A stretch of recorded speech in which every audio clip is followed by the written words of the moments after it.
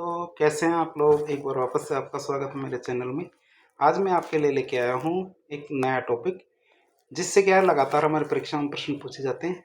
तो आप सोचेंगे कौन से सेक्शन से आता है ये वाला टॉपिक। तो ये वाला टॉपिक हमारे एंशिएंट इंडिया मतलब प्राचीन भारत का इतिहास है, और साथ ही साथ हमारे साइंस एंड टेक्नोलॉजी के अंदर आता है। क्यों? क्योंकि हमारे जो भारत के अंदर जिस तरह की संस्कृति चल रही है, तो उस संस्कृति में जो हमारी पौराणिक समय का जो साइंस है, टेक है, या फिर हमारा जो संस्कृति है, उसको काफ़ी ज़्यादा महत्व दिया जा रहा है। तो इसी वजह से हमें क्या ये भी जानना ज़रूरी है कि जो हमारे प्राचीन काल के जो भी हमारे वैज्ञानिक थे, जो हमारे बुद्धिमान पुरुष थे, उनके बारे में पता होना चाहिए, उनका योगदान भी हमें पता होना चाहिए। तो आज हम पता करेंगे कि जो हमारे एंशिएंट टाइम के जो मतलब गुप्त काल के या गुप्त काल के बाद या उस समय के जो प्राचीन एंशिएंट इंडिया के अंदर कौन कौन से हमारे वैज्ञानिक थे, उन्होंने विज्ञान के क्षेत्र में कौन कौन सा अपना योगदान दिया था।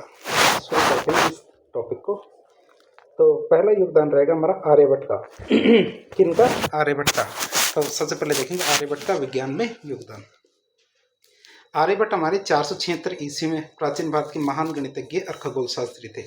उन्होंने गणित और खगोल शास्त्र में कई महत्वपूर्ण खोजें की, जिनका प्रभाव आज भी देखा जा सकता है। और उनके योगदान को उनके प्रसिद्ध ग्रंथ है आर्यभट्टीय। क्या? आर्यभट्टीय एक ग्रंथ है। तो पहली बार किसी वैज्ञानिक ने, महापुरुष ने एक ग्रंथ लिखा और ग्रंथ का नाम खुद के नाम से लिखा। तो ये पहली बार आर्यभट्टी थे जिन्होंने आर्यभट्टीय नाम से ग्रंथ लिखा था। तो अब योगदान देखते हैं आर्यभट्ट का। गणित में क्या योगदान था? आर्यभट्ट ने शून्य की अवधारणा दी। आर्यभट्ट ने शून्य के उपयोग को स्पष्ट किया, जिससे आधुनिक गणित की नींव पड़ी थी। फिर आता दशमलव प्रणाली, डेसिमल सिस्टम। उन्होंने दशमलव आधारित स्थानीय मान पद्धति, प्लेस वैल्यू सिस्टम का विकास किया। उन्होंने क्या किया? दशमलव आधारित स्थानीय मान पद्धति का विकास किया। इससे बड़ी संख्याओं की गणना, इससे क्या है, बड़ी संख्याएं होती है उनकी गणना आसान हो गई। तो दशमलव की गणना के बाद में क्या, बड़ी बड़ी संख्या। पहले क्या, 1 करोड़ के लिए जो 1 होता था, तो 1 के आगे 7 जीरो लगानी पड़ती थी। तो 7 जीरो लगाने से क्या होता है, संख्या बहुत बड़ी हो जाती थी। तो 1.0 करोड़, तो पॉइंट वाले सिस्टम आते हैं, उससे क्या हो गया, बड़ी बड़ी गणनाओं की गणनाएं करना आसान हो गया। फिर आता पाई का मान। पाई के मान की बात करें तो आर्यभट्ट ने पाई के मान का सटीक मान मतलब 3.1416 बताया, जो आधुनिक गणना के बिल्कुल करीब है।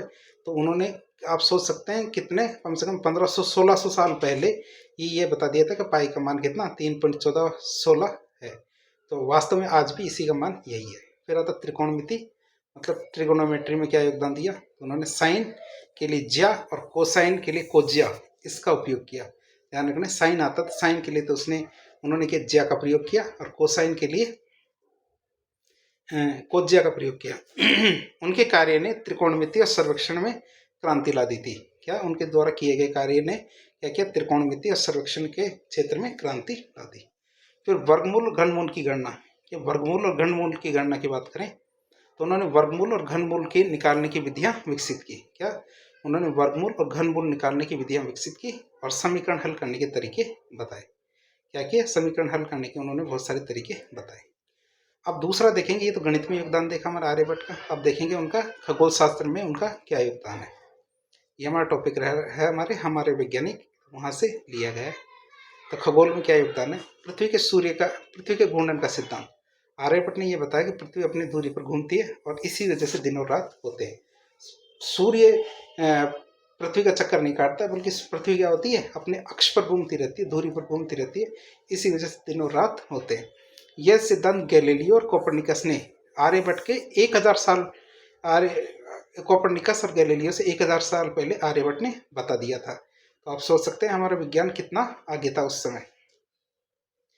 फिर ग्रहण होता है, जैसे सूर्य ग्रहण और चंद्र ग्रहण, तो उसकी वैज्ञानिक व्याख्या की। उन्होंने बताया कि सूर्य ग्रहण और चंद्र ग्रहण पृथ्वी और चंद्रमा की छाया की वजह से होते हैं।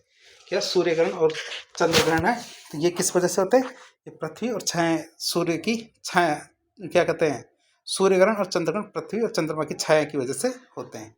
पहले इसे धार्मिक कारणों से जोड़ा जाता था कि सूर्य ग्रहण और पृथ्वी और चंद्र ग्रहण किस वजह से होते हैं, ये जो भगवान है, ईश्वर, तो इनके कारणों से, ये इनको माध्यम बनाकर इनके कारण बताए जाते थे कि सूर्य ग्रहण क्यों हो रहा है, चंद्र ग्रहण क्यों हो रहा है। लेकिन इन्होंने इसे वैज्ञानिक दृष्टिकोण से बताया।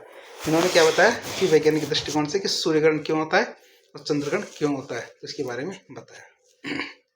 फिर बात करें ग्रहों और नक्षत्रों की गति। क्या ग्रहों और नक्षत्रों की गति की बात करें तो आर्यभट्ट ने ग्रहों की गति और कक्षाओं की गणना की। क्या आर्यभट्ट ने ग्रहों की गति और कक्षाओं की गणना की। उन्होंने बताया कि चंद्रमा और ग्रह सूर्य के प्रकाश से चमकते हैं। क्या उन्होंने बताया चंद्रमा और ग्रह क्या होते हैं, जितने भी है उनके पास खुद का प्रकाश नहीं होता, वो सूर्य के प्रकाश से चमकते हैं।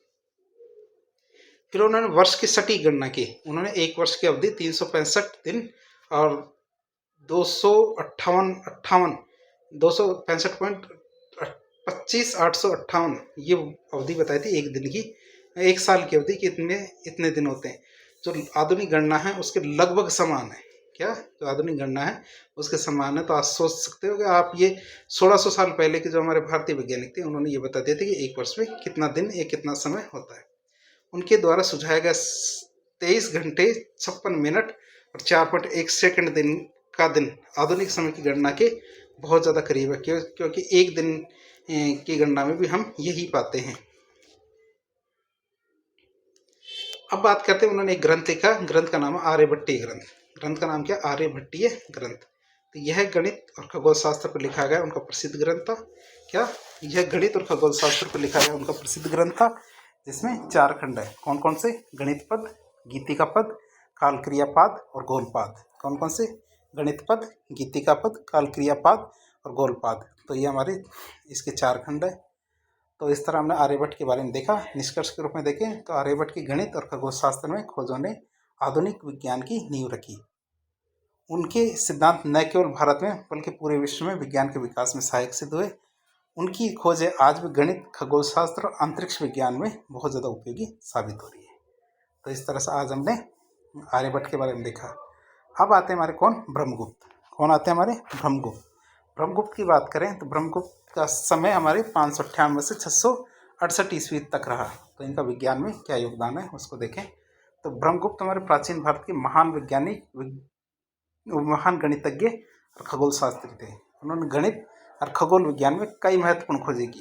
क्या ब्रह्मगुप्त ने क्या किया, उन्होंने गणित और खगोल विज्ञान में बहुत सारी महत्वपूर्ण खोजें की जो आधुनिक गणित और खगोल शास्त्र के लिए बहुत ज़्यादा उपयोगी साबित हुई। उनके योगदान को उनका जो प्रसिद्ध ग्रंथ था कौन सा, ब्रह्म स्फुट सिद्धांत और खंड खाद्यक, इसमें संकलित किया है। इनके दो क्या कहते ग्रंथ थे, ब्रह्म स्फुट सिद्धांत और खंड खाद्यक। इसमें इनके द्वारा दिए गए जो सिद्धांत था उसको बताया था। हमारे जो खगोल विज्ञान और गणित का जो सिद्धांत है वो इन 2 ग्रंथों के अंदर डिटेल से बताया था। अब हम देखेंगे ब्रह्मगुप्त का गणित में क्या योगदान है। क्या ब्रह्मगुप्त का गणित में योगदान की बात करें, पहला था शून्य की परिभाषा और गणना। ब्रह्मगुप्त ने शून्य को एक संख्यात्मक मान के रूप में स्थापित किया। पहली बार क्या है कि किसी ने शून्य को संख्या माना, एक तरह की शून्य भी क्या एक संख्या है ये माना। तो ये कौन थे हमारे, ये हमारे ब्रह्मगुप्त थे जिन्होंने शून्य को एक संख्या माना। शून्य को संख्या मान लिया। उन्होंने शून्य पर गणितीय क्रियाओं के नियम, उन्होंने क्या शून्य पर गणितीय क्रियाओं के नियम, जैसे किसी संख्या को शून्य से जोड़ना, घटाना, गुणा करना, ये सब सिद्ध किया कि शून्य से जब जोड़ते हैं, घटाते हैं, गुणा करते हैं, भाग देते हैं तो किस तरह के मान आते हैं। तो ये हमारे ब्रह्मगुप्त ने इस चीज़ के बारे में बताया।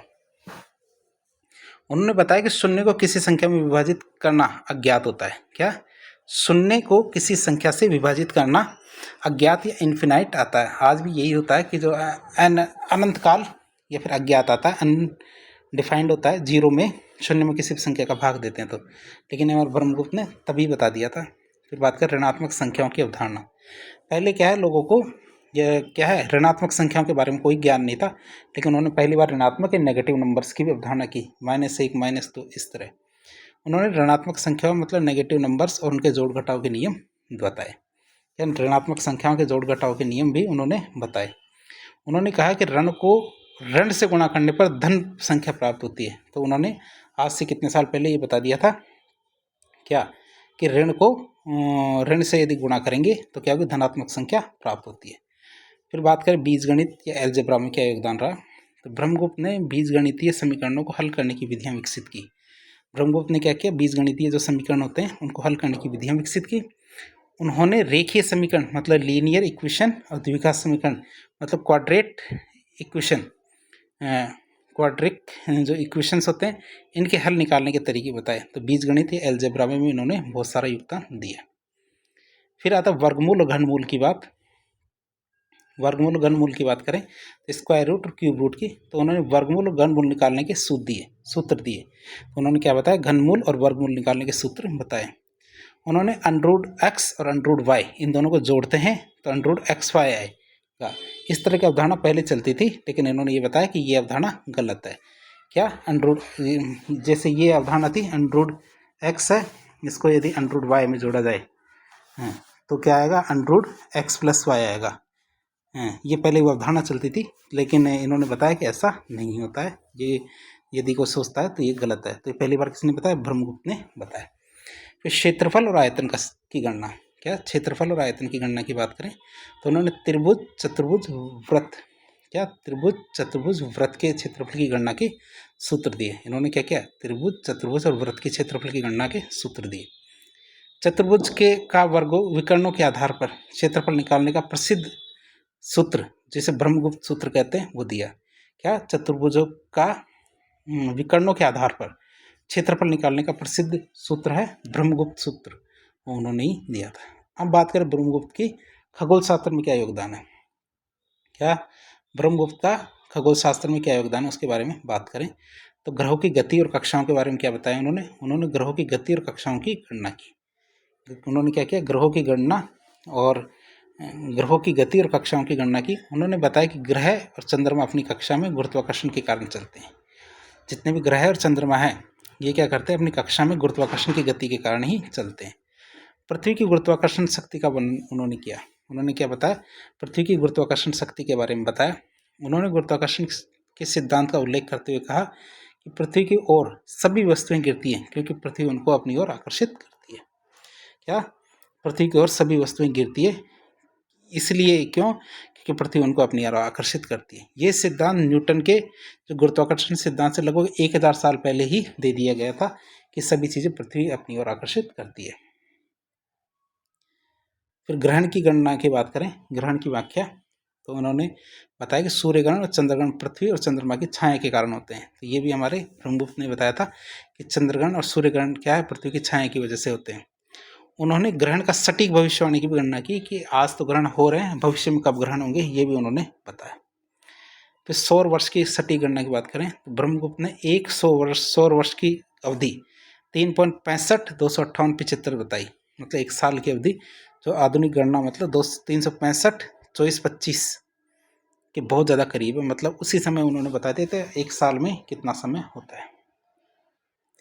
अब ब्रह्मगुप्त के कौन कौन से ग्रंथ है, तो ग्रंथों की बात करें, पहला ग्रंथ आता है हमारा ब्रह्म स्फुट सिद्धांत।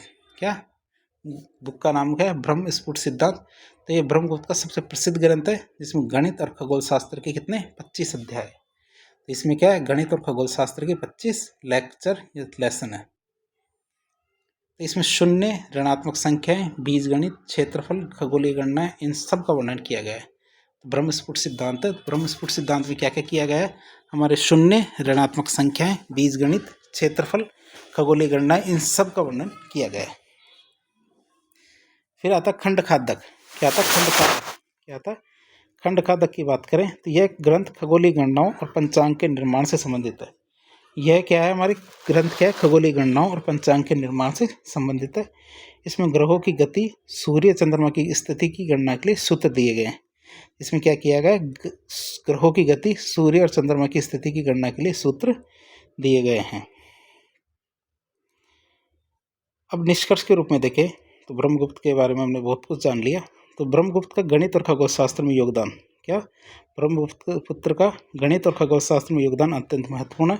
उन्होंने शून्य, ऋणात्मक संख्याओं और बीजगणित की परिभाषा दी, ग्रहों की गति, गुरुत्वाकर्षण और ग्रहण की सटीक गणना की। उनके कार्यों का प्रभाव आज भी गणित और खगोल शास्त्र में देखने को मिलता है। तो हमने ये देख लिया। अब आता हमारे तीसरे वैज्ञानिक, कौन है, भास्कराचार्य। क्या, भास्कराचार्य थोड़ा उल्टा पुल्टा हो रहा है। उल्टा पुल्टा का मतलब होता है पहले कोई आ गया फिर कोई आ गया, तो आप इसको थोड़ा सा एडजस्ट करें, क्यों, क्योंकि हमें तो सीखनी है चीज़ें। भास्कराचार्य की बात करें, 1111 के अंदर जन्म लिया, 1185 में इनकी मृत्यु हो गई। भास्कराचार्य जिन्हें भास्कर द्वितीय के नाम से भी जाना जाता है। भारत के महान गणितज्ञ और खगोल शास्त्री थे। उन्होंने गणित और खगोल शास्त्र में कई महत्वपूर्ण सिद्धांतों की खोज की। उन्होंने क्या कि गणित और जो खगोल शास्त्र है इसमें क्या बहुत सारे सिद्धांत है इनकी खोज की। उनके कार्य यूरोप में 500 साल के बाद आए और गणितीय विकास से बहुत पहले के क्या जो यूरोपीय इतिहास के अंदर ये यूरोपीय में पिछले 500 साल में जो गणितीय सूत्र या फिर गणितीय चीज़ें आई है तो इनका विकास उन्होंने बहुत पहले ही कर दिया था। तो आप सोच सकते हैं कितना पहले। तो फिर अब बात करते हैं भास्कराचार्य द्वितीय की गणित में योगदान। पहला योगदान आता है उन्होंने बीज गणित मतलब एलजेब्रा है उसमें महत्वपूर्ण योगदान दिया। भास्कराचार्य द्वितीय ने एलजेब्रा में एक महत्वपूर्ण योगदान दिया। क्या भास्कराचार्य ने अपनी ग्रंथ बीज गणिताध्ययन क्या बीज गणिताध्ययन में बीज गणित समीकरणों को हल करने की विधियां बताई।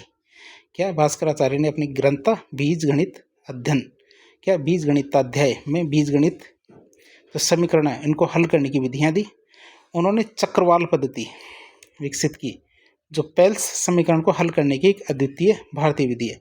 उन्होंने क्या किया चक्रवाल पद्धति विकसित की जो क्या था पेल्स समीकरण को हल करने की एक अद्वितीय भारतीय विधि थी। उन्होंने धात्विक समीकरणों जो इंडेटर्मिनेट इक्वेशन को और वर्ग समीकरण तो क्वाड्रेट इक्वेशन इन सब पे काम किया। तो उन्होंने धात्विक समीकरणों और वर्ग समीकरणों इन पर भी काम किया। उन्होंने क्या किया धात्विक समीकरणों और वर्ग समीकरण इन पे भी काम किया। अब बात करें गणितीय श्रेणियों के अंदर क्या कार्य किया उन्होंने। गणितीय श्रेणी मतलब अर्थमेटिकल और जियोमेट्रिकल प्रोग्रेशन की बात करें तो उन्होंने गुणोत्तर श्रेणी मतलब जियोमेट्रिक प्रोग्रेशन और लाभ हानि की गणना पर काम किया। इन्होंने क्या किया गुणोत्तर श्रेणी और लाभ हानि की गणना पर कार्य किया। उन्होंने बताया कि संख्याओं का योग कैसे किया जाता है। भास्कराचार्य द्वितीय की बात कर रहे हैं तो उन्होंने कितने समय पहले ही ये बता दिया था क्या कि संख्याओं का योग कैसे किया जाता है और क्रमिक संख्याओं की जोड़ियों की गणना कैसे की जाती है। क्या क्रमिक संख्याओं की जोड़ियों की गणना कैसे की जाती है। फिर उन्होंने कलन मतलब कैलकुलस का आरंभिक स्वरूप दिया। तो भास्कराचार्य ने कलन मतलब कैलकुलस के प्रारंभिक सिद्धांतों को विकसित किया। मतलब कलन जो गणित जिनके पास गणित सब्जेक्ट है वो तो समझ जाएंगे इस बात को। कलन की जो न्यूटन और लाइबनिट्स इनके विकास से सैकड़ों साल पहले के हैं। मतलब जो न्यूटन ने और लाइबनिट्स ने जो कलन के सिद्धांत दिए आज पिछले 500 साल के अंदर जो सिद्धांत आए हैं तो ये आपसे देख सकते हो लगभग 1000 साल पहले ही भारत के अंदर आ चुके थे। उन्होंने अवकलन मतलब डिफ्रेंशिएशन और समाकलन मतलब इंटीग्रेशन तो इंटीग्रेशन और डिफ्रेंशिएशन मतलब अवकलन समाकलन इसकी अवधारणा दी। क्या दी उन्होंने अवकलन और समाकलन की अवधारणा दी। उन्होंने ये भी बताया कि कोई संख्या तब अधिकतम या न्यूनतम होती है जब उसका अवकलन शून्य हो। तो उन्होंने कितने समय पहले ये बता दिया था कि कोई भी संख्या तब अधिकतम या न्यूनतम होती है जब उसका क्या अवकलन होता है तभी वो संख्या या तो न्यूनतम होती है या अधिकतम होती है। फिर बात करें शून्य और अनंत की अवधारणा। क्या शून्य और अनंत की अवधारणा की बात करें तो भास्कराचार्य ने बताया कि कोई भी संख्या शून्य से विभाजित नहीं की जा सकती। क्या कोई भी संख्या है जो शून्य से विभाजित नहीं की जा सकती। उन्होंने अनंत की अवधारणा को समझाया और इसे गणितीय समीकरणों में प्रयोग किया। उन्होंने क्या किया अनंत की अवधारणा को समझाया कि अनंत क्या होता है कैसे कैसे निकल सकता है और उसे क्या है गणितीय समीकरणों में प्रयोग किया। फिर बात करें खगोल शास्त्र में उनका क्या योगदान है। या खगोल शास्त्र में योगदान की बात करें तो पृथ्वी की गुरुत्वाकर्षण शक्ति का उन्होंने वर्णन किया। क्या पृथ्वी की गुरुत्वाकर्षण शक्ति का उन्होंने वर्णन किया। भास्कराचार्य ने न्यूटन से 500 साल पहले गुरुत्वाकर्षण की अवधारणा दी। उन्होंने बताया कि धरती सभी वस्तुओं को अपनी ओर आकर्षित करती है जो बाद में न्यूटन की गुरुत्वाकर्षण सिद्धांत का भी आधार यही बनता है। तो ग्रहों की गति और कक्षाओं की बात करें।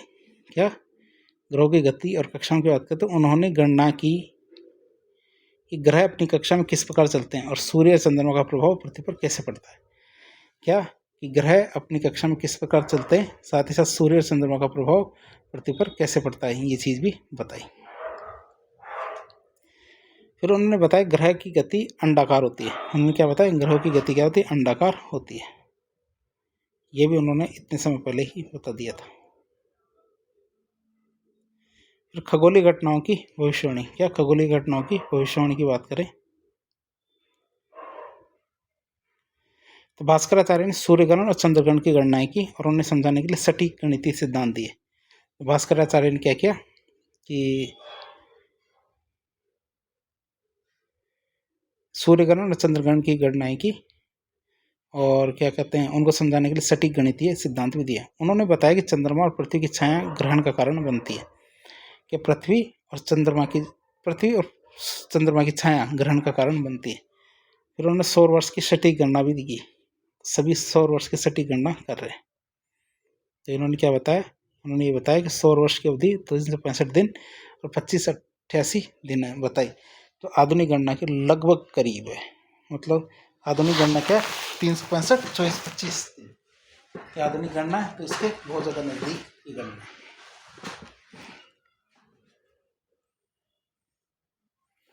फिर बात करें प्रमुख ग्रंथों की, जो हमारे भास्कराचार्य लिखते थे उनके प्रमुख कौन कौन से ग्रंथ है। ग्रंथों में पहला ग्रंथ आता है हमारे कौन सा, सिद्धांत शिरोमणि। कौन सा ग्रंथ आता है, सिद्धांत शिरोमणि। सिद्धांत शिरोमणि भास्कराचार्य का सबसे महान ग्रंथ है। जो प्रसिद्ध ग्रंथ है वो कौन सा, सिद्धांत शिरोमणि। यह ग्रंथ क्या 4 भागों में बटा हुआ है। एक तो लीलावती जो अंकगणित की पुस्तक है, बीजगणित की, गोलाध्ययन ये खगोल शास्त्र या एस्ट्रोनॉमी की, और ग्रह गणित की त्रिकोणमिति और खगोल शास्त्र की किताब है। लेकिन आप ये इससे कंफ्यूज न करें, क्यों, क्योंकि गोलाध्ययन क्या है, गणित की किताब है, लेकिन ये खगोल शास्त्र की है, इसकी खगोल शास्त्र की। फिर लीलावती की बात करें, गणित पर सबसे प्रसिद्ध पुस्तक लीलावती है, उनकी पुत्री थी। तो भास्कराचार्य की बात करें तो भास्कराचार्य की पुत्री लीलावती के नाम पर लिखी गई किताब है। इसमें संख्याओं, क्षेत्रफल, अनुपात, घातांक समीकरण इनकी गणना के आसान नियम दिए गए हैं। इस पुस्तक को भारतीय गणित की सबसे बड़े ग्रंथों में से एक माना जाता है। भारतीय गणित के सबसे बड़े ग्रंथ है उनमें से एक माना जाता है ये कौन सी, लीलावती। निष्कर्ष के रूप में देखें तो भास्कराचार्य ने गणित और खगोल शास्त्र में महत्वपूर्ण योगदान दिया। उन्होंने गुरुत्वाकर्षण, कलन, बीजगणित, ग्रहों की गति, सौर वर्ष की सटीक गणना की। क्या किया, सौर वर्ष की सटीक गणना की। उनका कार्य न्यूटन और आधुनिक विज्ञान के कई सिद्धांतों का आधार बना। उनकी पुस्तक लीलावती आज भी गणित के अध्ययन में महत्वपूर्ण मानी जाती है। मतलब बहुत सारी समस्याएं इस पुस्तक से हल हो जाती है। तो हमने एक वैज्ञानिक और देख लिया, कौन सा, भास्कराचार्य द्वितीय। भास्कराचार्य प्रथम भी देखेंगे, थोड़ी देर बाद देखेंगे, वो इसी क्रम में आ जाएंगे। तो अब देखते हैं महर्षि चरक। कौन से, महर्षि चरक की बात करें तो ईसा पूर्व 2वीं शताब्दी में हमारे महर्षि चरक थे। उनका योगदान देखिए तो चरक भारतीय विज्ञान के महान चिकित्सक और वैज्ञानिक थे, जिन्हें आयुर्वेद के जनक के रूप में जाना जाता है। उन्होंने चिकित्सा और शरीर रचना, औषध विज्ञान और रोगों के उपचार इन पर गहन शोध किया। उन्होंने क्या किया, शरीर रचना, चिकित्सा, औषध विज्ञान और रोगों के उपचार पर गहन शोध किया और अपने ज्ञान को चरक संहिता नामक एक ग्रंथ है उसमें लिखा। पुस्तक का नाम क्या, चरक संहिता, तो उस बुक में लिखा। अब बात करें चिकित्सा विज्ञान में योगदान क्या दिया है उन्होंने, तो आयुर्वेद के सिद्धांतों का विकास।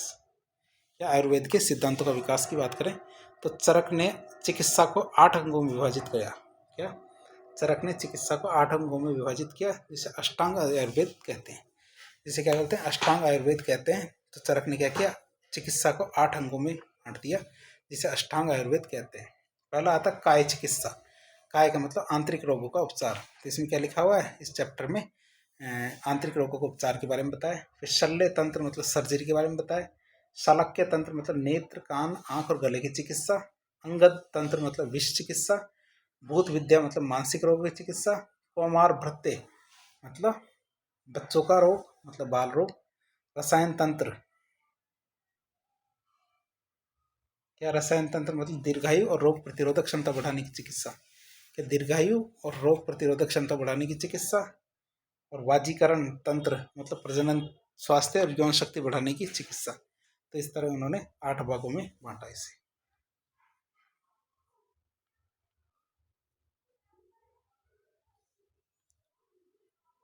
आयुर्वेद के 8 सिद्धांत है।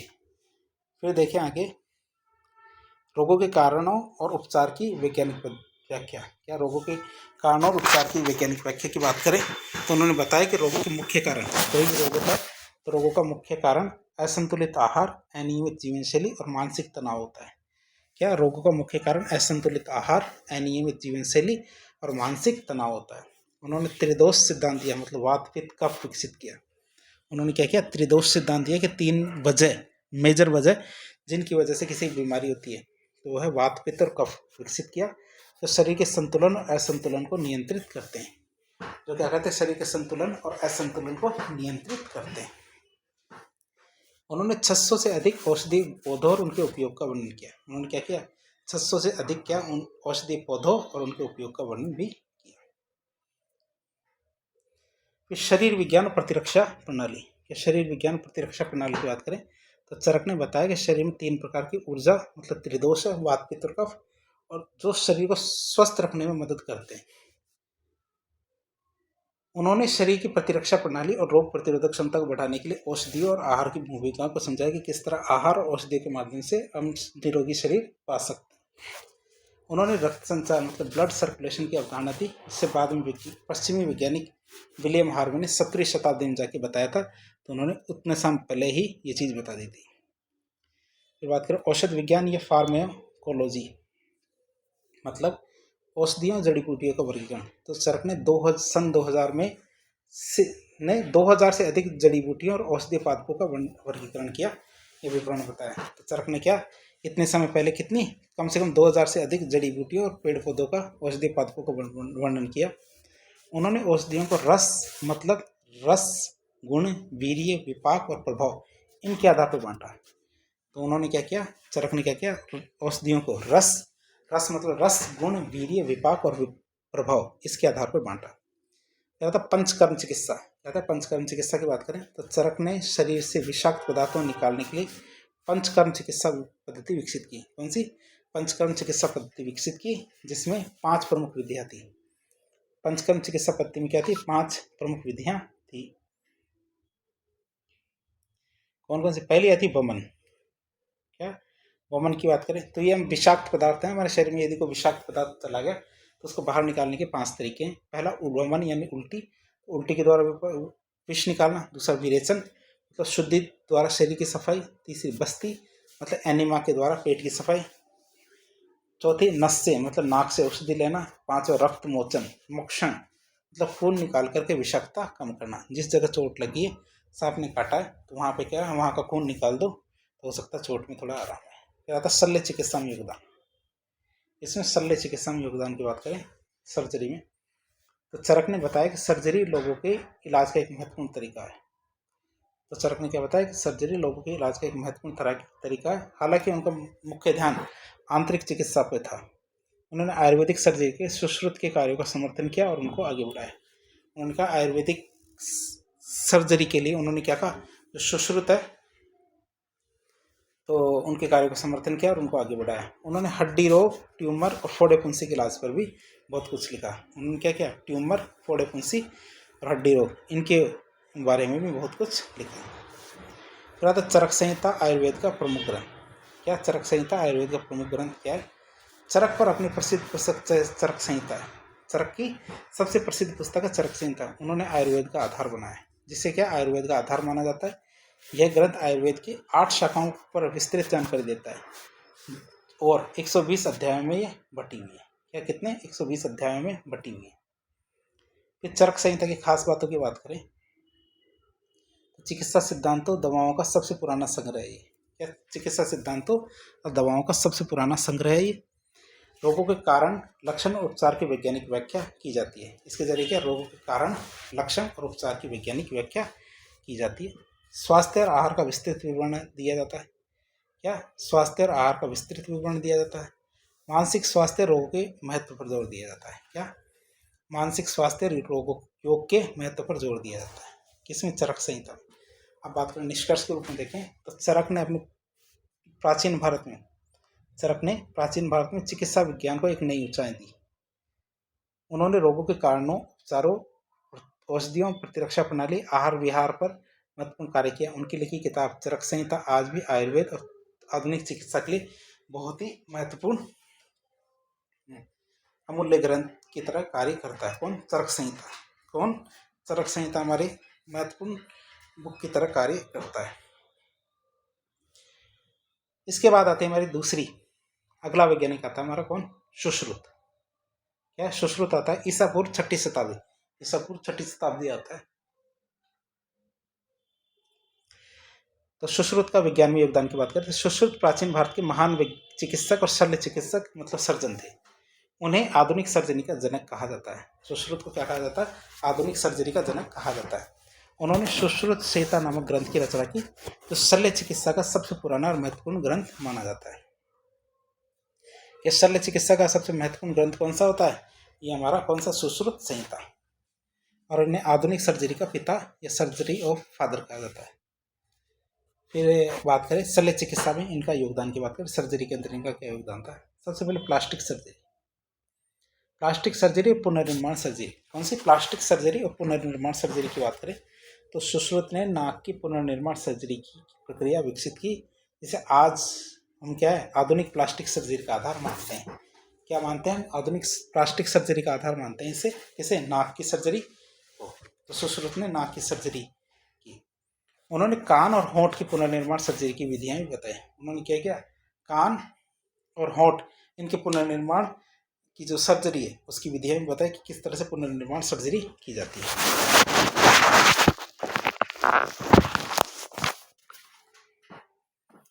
आगे देखें मोतियाबिंद की शल्य चिकित्सा। क्या मोतियाबिंद की शल्य चिकित्सा की बात करें तो सुश्रुत ने आंखों के मोतियाबिंद को हटाने की प्रक्रिया। क्या सुश्रुत ने क्या किया? आंखों के मोतियाबिंद को हटाने की प्रक्रिया मतलब coughing, COCH coughing method for contract, मतलब जो मोतियाबिंद होता है वो विकसित की, जो दुनिया में पहली आंखों की सर्जरी मानी जाती है। कि दुनिया में यदि कहीं पे आंखों की सर्जरी हुई है पहली बार तो ये कौन सी जगह है? ये हमारी भारत है। और वो भी किसने? सुश्रुत ने। फिर हड्डी रोग और जोड़ प्रत्यारोपण। क्या? हड्डी रोग और जोड़ प्रत्यारोपण की बात करें तो सुश्रुत ने फ्रैक्चर और जोड़ को ठीक करने की विधियां विकसित की। सुश्रुत ने क्या किया? फ्रैक्चर और जोड़ को ठीक करने की विधियां वो विकसित की। वे हड्डियों को ठीक करने के लिए बांस और लकड़ी से बने स्प्लिंट्स इसका उपयोग करते थे। हमने एक विधि देखी थी स्प्लिंट्स विधि, तो उसमें भी यही होता है, लकड़ी की या बांस की जो स्प्लिंट्स होती है उसका उपयोग करते हैं। तो प्रसूति और स्त्री रोग मतलब गायनेकोलॉजी और ऑब्स्टेट्रिक्स मतलब स्त्री रोग और प्रसूति की बात करें तो उन्होंने डिलीवरी और जटिल गर्भधारण के मामलों में डिलीवरी और जटिल गर्भधारण के मामलों में सर्जरी करने की जो विधियां थी वो विकसित की। क्या की? सर्जरी करने की विधियां विकसित की। उन्होंने शिशु जन्म के दौरान शल्य चिकित्सा का वर्णन किया। उन्होंने क्या किया? शिशु जन्म के दौरान शल्य चिकित्सा मतलब ऑपरेशन है उसकी विधि बताई कि किस तरह से ऑपरेशन होगा। बात करें सर्जरी की तो सर्जरी में औजारों का विकास। क्या?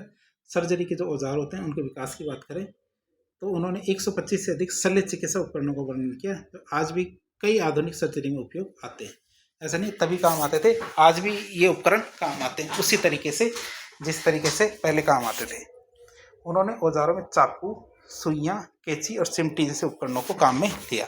तो सुश्रुत ने आज से सोच सकते हो कितने समय पहले हमारे कैसे औजार मतलब चाकू, सुइयां, कैंची, चिमटी जैसे उपकरण पहले ही काम में लेने शुरू कर दिए थे। फिर बात करें शरीर रचना विज्ञान मतलब एनाटॉमी के बारे में, तो उन्होंने शरीर के 360 से अधिक हड्डियों और जोड़ों का विस्तृत विवरण किया। उन्होंने क्या किया? 360 से अधिक हड्डियों और जोड़ों का विस्तृत विवरण दिया। उन्होंने पहली बार मानव शरीर को चीर फाड़ करके उसके आंतरिक संरचना का अध्ययन किया। उन्होंने क्या किया? पहली बार मानव शरीर को चीर फाड़ करके डिसेक्शन करके उसकी जो आंतरिक संरचना है उसका अध्ययन किया। ये मानव अंदर से कैसा दिखता है इसके बारे में अध्ययन किया।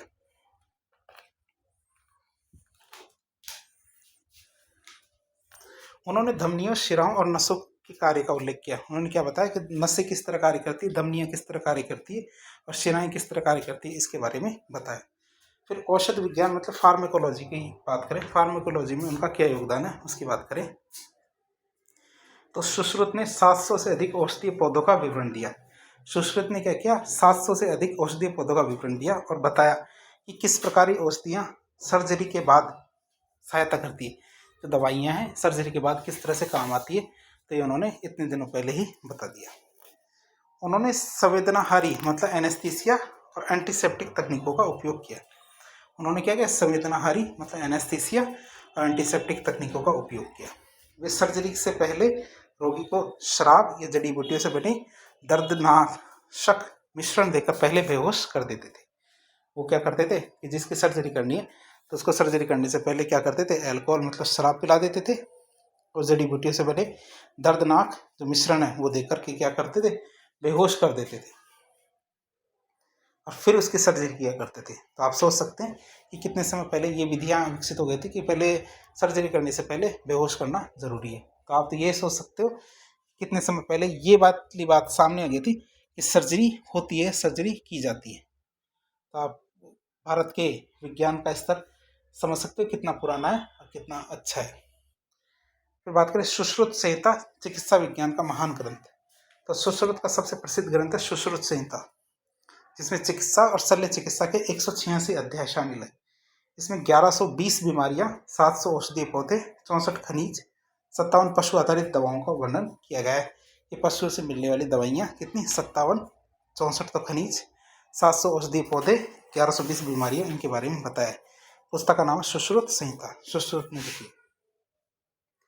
अब हम बात करें सुश्रुत संहिता की खास बातें क्या क्या है। पहली बात आती है कि पहली बार प्लास्टिक सर्जरी और मोतियाबिंद सर्जरी का उल्लेख किया इसमें क्या, प्लास्टिक सर्जरी और मोतियाबिंद सर्जरी का उल्लेख किया। शल्य चिकित्सा के 125 औजारों का विस्तृत वर्णन किया। क्या, शल्य चिकित्सा के क्या किया, 125 औजारों का विस्तृत विवरण किया। मानव शरीर की विस्तृत व्याख्या की। सर्जरी के लिए रोगी की तैयारी बताई, इस सर्जरी करने से पहले किस तरह की तैयारियां करनी चाहिए। और संवेदनाहारी और शुद्धिकरण तकनीकों का वर्णन किया। संवेदनाहारी मतलब निश्चेतक करने, बेहोश करने की चीजों के बारे में बताया। शुद्धिकरण तकनीकों के बारे में उन्होंने बताया।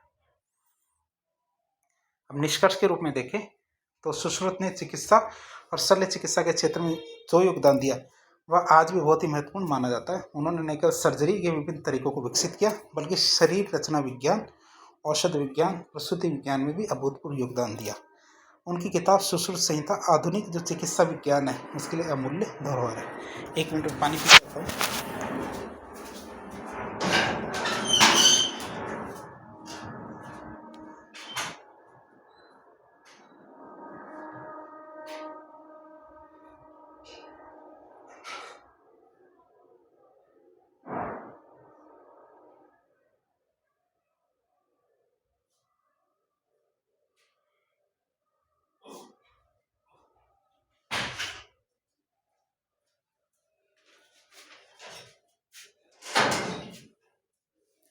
तो आगे बढ़ते हैं।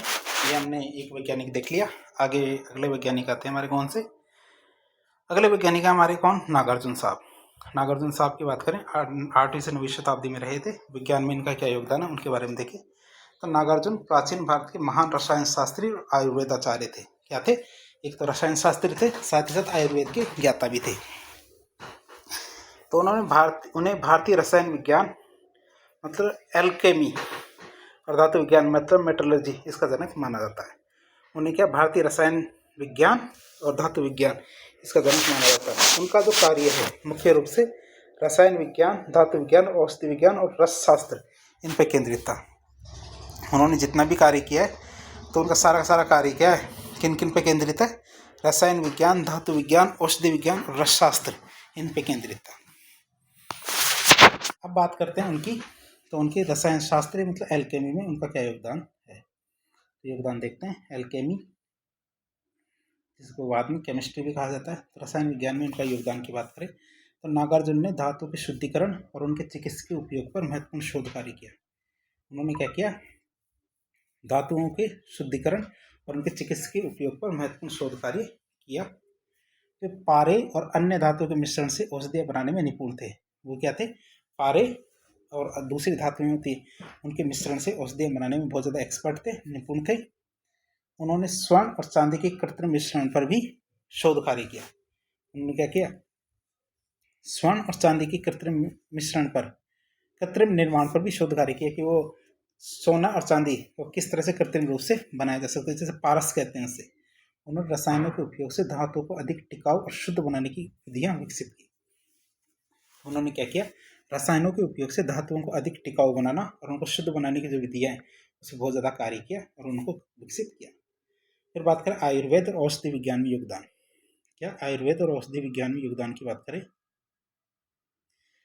तो नागार्जुन ने आयुर्वेद में रस शास्त्र मतलब इलेक्ट्रोकेमिस्ट्री की अवधारणा विकसित की, जिसमें धातु और खनिजों से औषधियाँ बनाई जाती हैं। उन्होंने रस शास्त्र में क्या किया, धातु और खनिज होते हैं, इनसे हम क्या बना रहे हैं, औषधियाँ बना रहे हैं।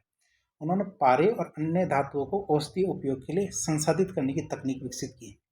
उन्होंने क्या किया, पारे और अन्य धातुओं को औषधीय उपयोग के लिए संसाधित करने की तकनीकें विकसित की। वे सांप और जहर के उपचार में विशेषज्ञ थे। क्या, सांप और सांप के जहर के उपचार में विशेषज्ञ थे। उन्होंने विष चिकित्सा मतलब टैक्सोलॉजी पर महत्वपूर्ण शोध कार्य किए कि मतलब जहर को किस तरह से दूर किया जा सकता है, उसके बारे में काफ़ी ज़्यादा शोध कार्य किया। फिर बात करते हैं मेटलर्जी मतलब धातु विज्ञान में योगदान। तो नागार्जुन ने धातुओं के गलन, मिश्रण, शुद्धिकरण की विधियों पर कार्य किया। नागार्जुन ने क्या किया, धातुओं के गलन, मिश्रण और शुद्धिकरण की विधियों पर बहुत ज़्यादा कार्य किया। बात करें उनकी, तो उन्होंने लोहा, तांबा, सोना, चांदी, क्या, लोहा, तांबा, सोना और चांदी, लोहा, तांबा, सोना और चांदी को संपूर्ण रूप से शुद्ध करने की प्रक्रिया विकसित की। मतलब किस तरह से पूर्ण रूप से शुद्ध किया जा सकता है, ये प्रक्रिया विकसित की। उनके शोधों ने तलवारों और अन्य धातु मिश्रित जो वस्तुएं होती है उनकी गुणवत्ता में सुधार किया। क्यों, क्योंकि उसके बाद से तलवारें, स्टील और बहुत सारी धातुओं का विकास हुआ, जिससे बहुत सारे शस्त्र बने। अब उनके द्वारा लिखी गई कौन कौन सी पुस्तकें, रचनाओं की बात करें तो नागार्जुन ने कई ग्रंथों की रचना की। उनमें से एक था रस रत्नाकर।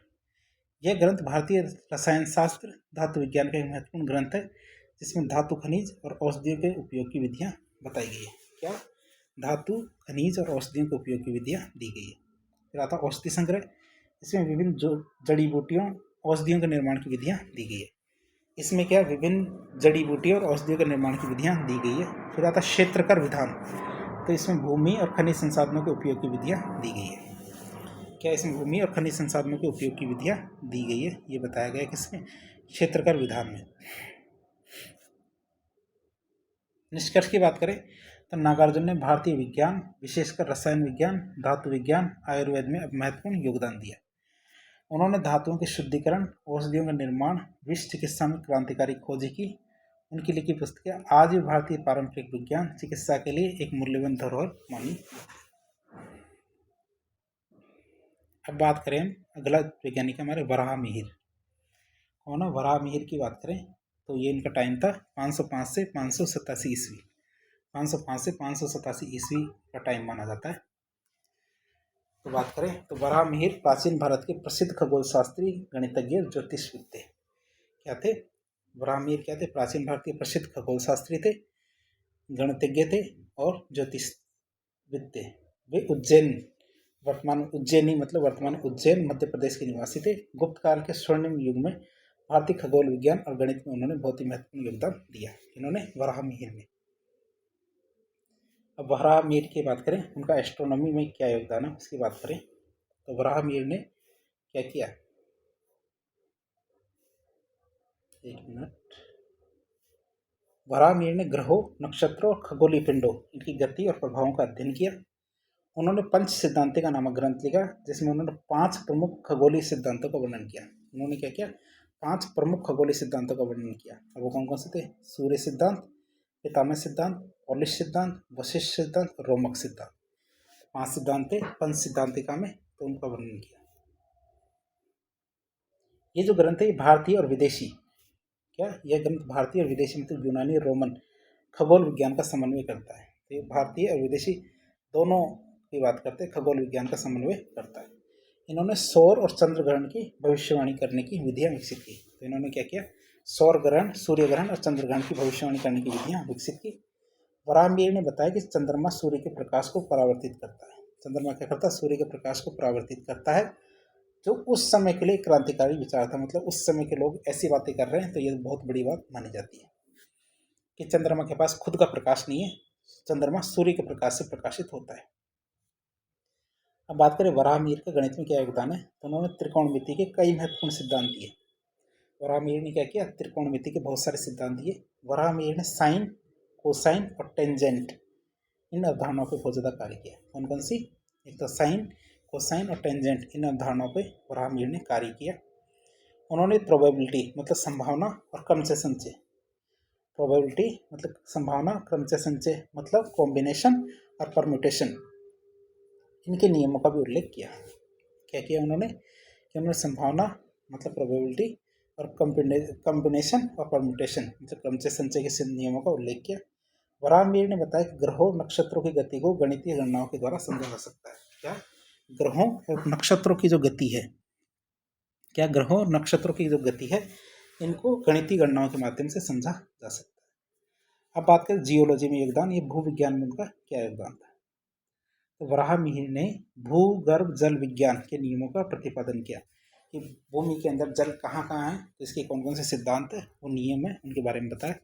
उन्होंने बताया कि भूगर्भ में जल स्रोतों की पहचान कुछ विशिष्ट प्रकार की वनस्पतियों, मिट्टी और भूमि की संरचना के आधार पर की जा सकती है कि भूमि में कितनी गहराई पे जल होगा, तो ये वहाँ की जो वनस्पति है, वहाँ कैसी मिट्टी है, कैसी भूमि की संरचना है, इसके आधार पर बताया जा सकता है।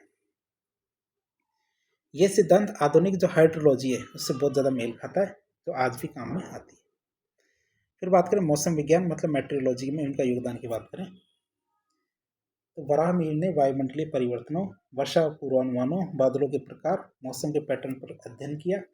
उन्होंने बताया कि पशु पक्षियों, प्रकृति के अन्य संकेतों से मौसम का पूर्वानुमान लगाया जा सकता है। क्या बताया उन्होंने? पशु पक्षियों और प्रकृति के अन्य संकेतों से क्या मौसम का पूर्वानुमान लगाया जा सकता है कि कैसा मौसम होने वाला है। उन्होंने ये शोध आधुनिक जो मौसम विज्ञान के पूर्वानुमान तकनीक इनसे काफ़ी ज़्यादा मेल खाता है कि आज भी इसी तरह मौसम का पता लगाया जाता है। अब बात करेंगे वराहमिहिर ने कौन कौन से ग्रंथ लिखे। पहला ग्रंथ था पंच सिद्धांतिका। कौन था? पंच सिद्धांतिका। इसमें 5 प्रमुख खगोलीय सिद्धांतों का उल्लेख है। दूसरा बृहत संहिता, ये एक विशाल ग्रंथ है, इसमें खगोल विज्ञान, ज्योतिष, भूगोल विज्ञान, मौसम विज्ञान, वास्तुशास्त्र, कृषि, जल विज्ञान, समाजशास्त्र जैसे विषयों की जानकारी दी गई है। हमारे बृहत संहिता में क्या है? एक विशाल ग्रंथ है जिसमें खगोल विज्ञान, ज्योतिष, भूगोल विज्ञान, मौसम विज्ञान, वास्तुशास्त्र, कृषि, जल विज्ञान, समाजशास्त्र जैसे विषय बताए गए। तीसरा आता हमारा बृहद जातक। क्या? बृहद जातक। तो इसमें भारतीय ज्योतिष का आधार ग्रंथ माना जाता है। बृहद जातक को भारतीय ज्योतिष का आधार ग्रंथ माना जाता है। फिर आता लघु जातक, तो ज्योतिषीय गणनाओं का एक संक्षिप्त ग्रंथ है लघु जातक। तो हमारे वराहमिहिर का निष्कर्ष के रूप में देखें तो वराहमिहिर भारतीय विज्ञान के बहुआयामी विद्वान थे। उन्होंने खगोल विज्ञान, गणित, भूविज्ञान, मौसम विज्ञान में महत्वपूर्ण योगदान दिया। उनकी कृतियाँ भारतीय विज्ञान और तकनीकी उन्नति का प्रमाण है और आधुनिक विज्ञान के कई सिद्धांतों से ये मेल भी खाती है। ये भारतीय विज्ञान के गौरवशाली इतिहास के महत्वपूर्ण स्तंभों में से एक माने जाते हैं। कौन? वराहमिहिर। इसके बाद आते हैं हमारे कौन? इसके बाद आते हैं महर्षि बोधायन। कौन आते? महर्षि बोधायन की बात करें तो उनका विज्ञान में क्या योगदान है इसकी बात करें तो महर्षि बोधायन प्राचीन भारत के महान गणितज्ञ और ज्योतिर्मय शास्त्री थे। क्या क्या है? तो महर्षि बोधायन के प्राचीन भारत के महान गणितज्ञ और ज्योतिषी शास्त्री थे। वे वेदों और शुल्ब सूत्रों मतलब भारतीय ज्यामिति के प्राचीन ग्रंथ के रचयिता माने जाते हैं। मतलब वेदों में भी उनका उल्लेख है, साथ ही साथ शुल्ब सूत्र वो भी उनके द्वारा लिखे गए। उनका काल लगभग 800 से 600 ईसा पूर्व माना जाता है। उनके द्वारा लिखित बोधायन शुल्ब सूत्र गणित और ज्यामिति का प्राचीनतम प्रमाण है। क्या? ज्यामिति का प्राचीनतम प्रमाण है हमारे कौन सा? बोधायन का शुल्ब सूत्र। बात करते हैं इनकी, तो इन्होंने बोधायन थ्योरम मतलब जो पाइथागोरस प्रमेय है उसके बारे में बताया। बोधायन ने पाइथागोरस प्रमेय मतलब a² + b² = c², इसको पाइथागोरस प्रमेय कहते हैं। तो पाइथागोरस ने जब ये प्रमेय दी उससे लगभग 1000 साल पहले ही इसके बारे में बता दिया था। उनका एक ग्रंथ था शुल्ब सूत्र, उसमें इस प्रमेय का उल्लेख है। उन्होंने बताया कि दीर्घ चतुर सस्याशनिया रज्जु पार्श्वमानी त्रियग मानी यत पृथक भूमि तत्स्मृत है। मतलब संस्कृत के अंदर लिखी हुई है, तो इसका मतलब समझा देते हैं।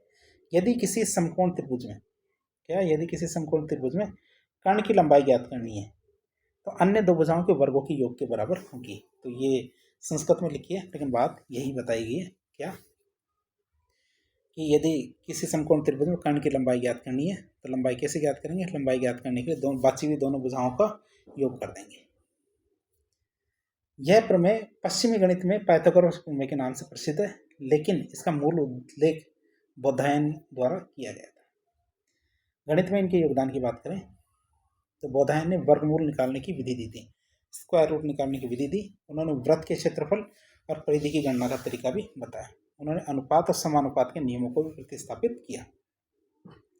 उन्होंने क्या किया? अनुपात और समानुपात के नियमों को प्रतिस्थापित किया, उनके बारे में बताया।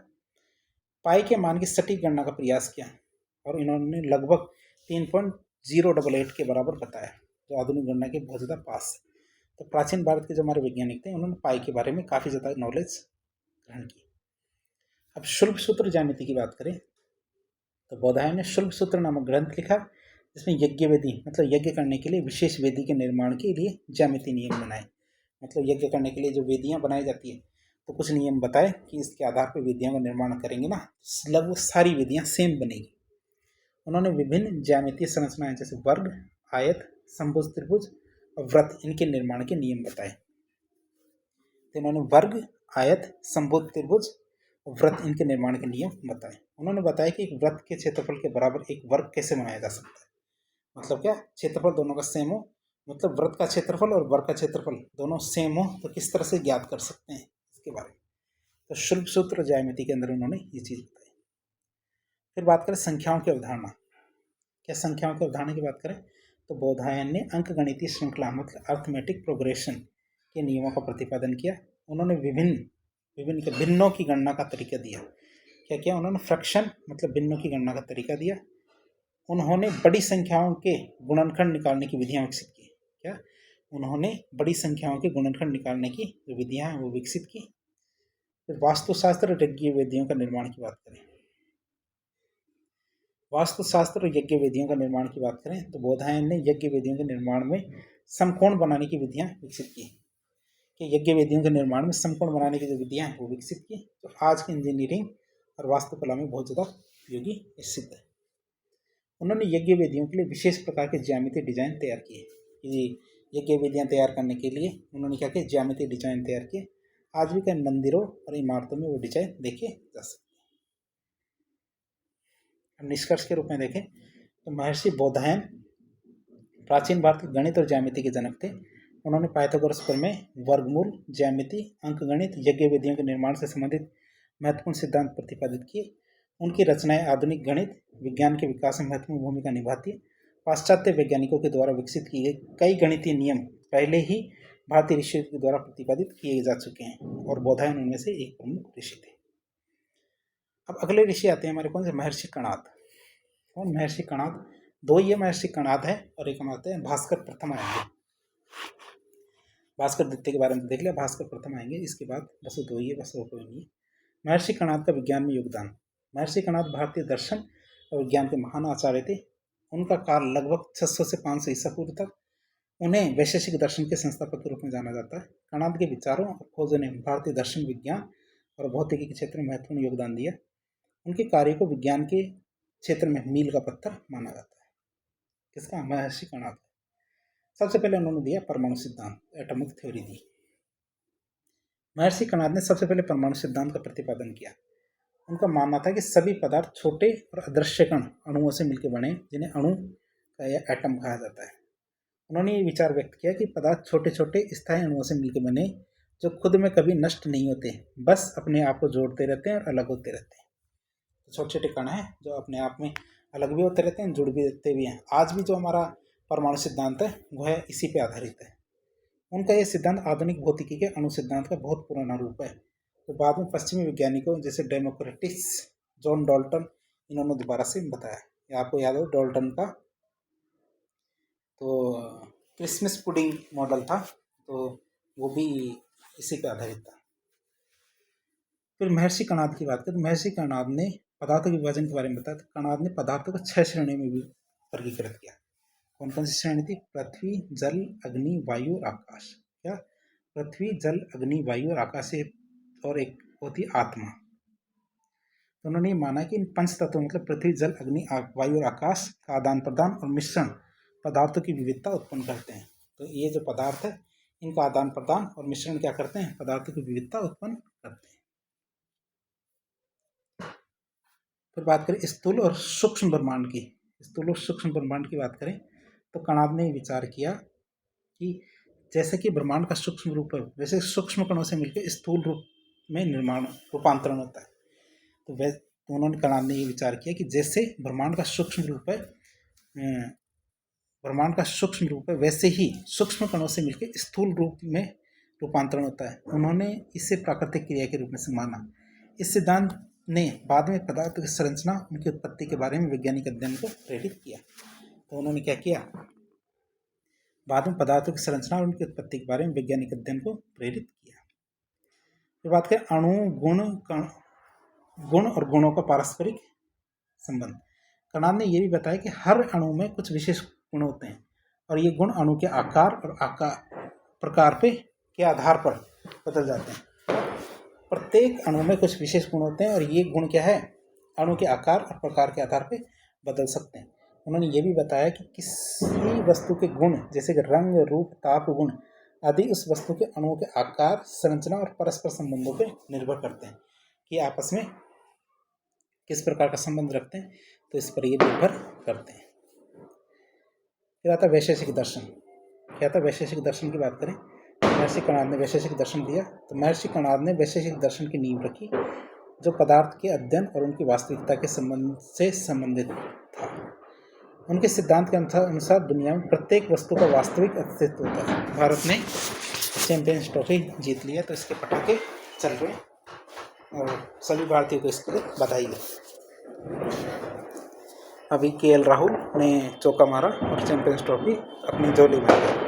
तो उनके सिद्धांत के अनुसार दुनिया में प्रत्येक वस्तु का एक वास्तविक अस्तित्व होता है जिसे अणु के माध्यम से समझा जा सकता है।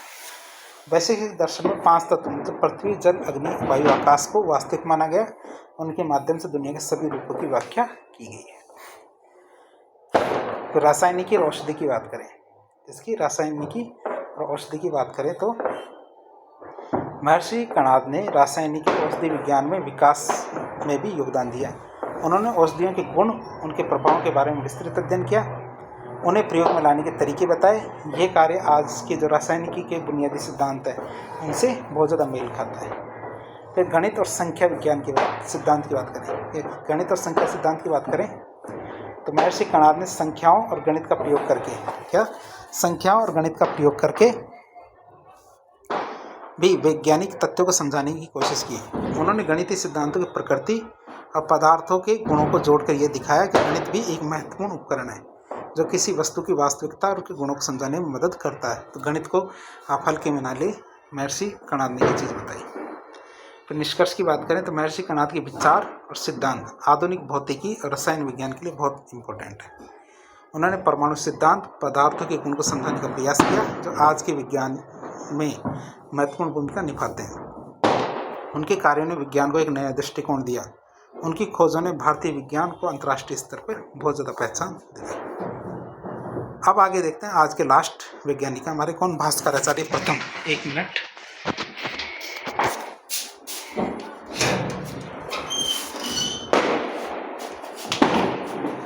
तो आज के लास्ट रहेंगे हमारे भास्कराचार्य प्रथम, तो उनके बारे में चर्चा कर लेते हैं भास्कराचार्य प्रथम की। तो भास्कराचार्य जिन्हें भास्कर प्रथम के नाम से भी जाना जाता है। तो हमने भास्कराचार्य द्वितीय तो देख लिया, भास्कराचार्य प्रथम देख लेते हैं।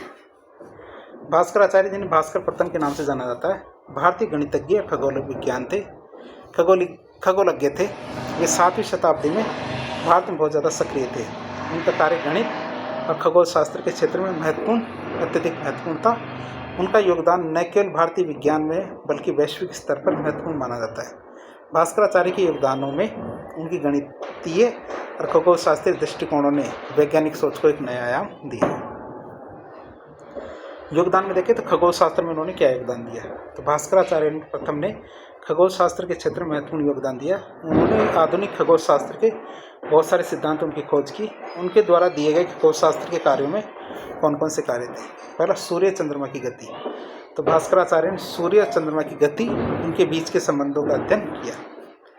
भास्कराचार्य ने सूर्य चंद्रमा की गति और उनके बीच के संबंधों का अध्ययन किया। उन्होंने बताया कि इन ग्रहों की गति किस प्रकार तरह से पृथ्वी के साथ बदलती रहती है और एक गणितीय रूप में कैसे समझाई जा सकती है। तो सूर्य चंद्रमा की गति के बारे में उन्होंने बताया। फिर आता सॉल्वेंट गणना। क्या सॉल्वेंट गणना की बात करें तो उन्होंने ग्रहों की स्थितियों का पूर्वानुमान करने के लिए गणनाएँ दी कि ग्रह किस टाइम पे कैसी स्थिति में होंगे, तो इसकी गणनाएँ दी। वे गणनाओं के माध्यम से ग्रहों के निरंतर क्रियाओं को समझाने में भी कोशिश करते थे। किसके माध्यम से? गणनाओं के माध्यम से ये सब समझाने की कोशिश करते थे। फिर आता ग्रहण की स्थिति। तो भास्कराचार्य ने ग्रहणों की गणना है के तरीकों का भी विस्तृत वर्णन किया। क्या? तो भास्कराचार्य ने ग्रहणों की गणना के तरीकों का भी विस्तृत विवरण दिया। फिर गणित में उन्होंने क्या योगदान दिया उसकी बात करें तो भास्कराचार्य का सबसे बड़ा योगदान गणित के क्षेत्र में था। उन्होंने गणित के सिद्धांतों और विधियों को स्पष्ट किया और नई प्रकार की गणनाओं की नींव रखी। तो उन्होंने गणित के सिद्धांतों और विधियों को स्पष्ट किया और नई प्रकार की गणनाओं की नींव रखी। उनके प्रमुख कौन कौन से योगदान थे? सबसे पहले शून्य का प्रयोग। भास्कराचार्य ने शून्य का उपयोग गणना के लिए किया। इसे गणितीय प्रणाली में एक महत्वपूर्ण हिस्सा माना जाता है। उन्होंने शून्य के उपयोग से जोड़ने, घटाने और अन्य गणनाओं को सरल बनाया। इस शून्य का उपयोग करके आप कैसे जोड़ सकते हो, कैसे घटा सकते हो और भी गणनाएं किस प्रकार से कर सकते हो, ये बताया। तो संख्या पत्ती की बात करें तो उन्होंने अंक गणितीय प्रणालियों को सरल बनाया। जो हमारे अंक गणितीय प्रक्रियाएं होती हैं उनको सरल बनाया, जिसमें जोड़ना, घटाना, गुणा करना, भाग देना, ये सब चीज़ें शामिल हैं। उन्होंने गणना के आंतर कनेक्शन को भी समझाया कि गणना का आंतर कनेक्शन मतलब इंटरकनेक्शन किस प्रकार से होता है। फिर त्रिकोणमिति में क्या योगदान दिया? तो भास्कराचार्य ने त्रिकोणमिति के सिद्धांतों को विकसित किया और त्रिकोणमितीय अनुपातों का अध्ययन किया। उनके साथ ही उन्होंने साइन, कोसाइन और तंगेट जैसी जो अवधारणाएं थी वो दी। फिर गणितीय सूत्र की बात करें तो उन्होंने गणितीय सूत्रों का उपयोग करके समस्याओं को हल करने के तरीके बताए। उनका कार्य गणित में महत्वपूर्ण था। उन्होंने गणित को एक वैज्ञानिक विधि के रूप में प्रस्तुत किया। फिर भास्कराचार्य का प्रसिद्ध ग्रंथ है सिद्धांत शिरोमणि। तो उसके बारे में बात करें तो भास्कराचार्य ने एक ग्रंथ लिखा, सिद्धांत शिरोमणि नामक एक महान ग्रंथ की रचना की, जिसमें खगोलशास्त्र, गणित और उनकी विधियाँ थी। इसमें भास्कराचार्य ने बहुत सारे विषयों पर कार्य किया, जैसे गणितीय सिद्धांत। तो सिद्धांत शिरोमणि में त्रिकोणमिति, अंकगणित और बुडमूलक जो गणनाएं होती है, बोर्डमूलक गणनाएं होती है, वो दी गई थी। पता नहीं बोर्डमूलक गणनाएं क्या है, लेकिन वो होती है, गणित वाले समझते होंगे इसको। खगोल शास्त्र के सिद्धांत, इसमें ग्रहों की गति, सूर्य और चंद्रमा के संबंध, ग्रहणों की स्थिति और विभिन्न खगोलीय गणनाओं की व्याख्या की गई है।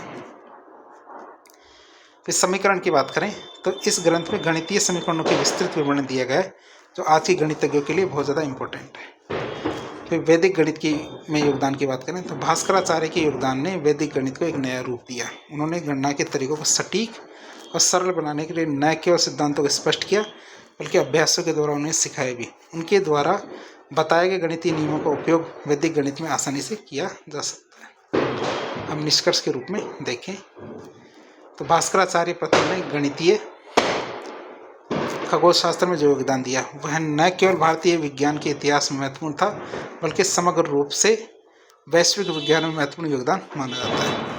उनकी कार्यप्रणाली और उनके सिद्धांतों ने गणितीय और खगोल शास्त्रीय परिभाषाओं को एक नया रूप दिया और विज्ञान के क्षेत्र में उनका योगदान आज भी वैज्ञानिक समुदाय के द्वारा प्रशंसा के रूप में जाना जाता है। तो इस तरह एक छोटा सा लेक्चर था 1 घंटे का, जिसमें हमारे जो प्राचीन काल के जो हमारे वैज्ञानिक थे उनके बारे में हमने जाना, थोड़ा डिटेल से जाना, ताकि आपको कुछ चीज़ें याद रहेगी तो आप उनका बेहतर तरीके से डिटेल में वर्णन कर पाएंगे। तो इस तरह यदि ये लेक्चर आपको थोड़ा सा भी उपयोगी लगा तो वीडियो को लाइक करें। यदि आपको समय बर्बाद हुआ तो इसको डिसलाइक करें, और क्या कहते हैं, आपको कैसा लगा ये कमेंट बॉक्स में ज़रूर बताएं। चैनल पर नए हैं तो सब्सक्राइब कर पे ज़रूर जाएं। धन्यवाद।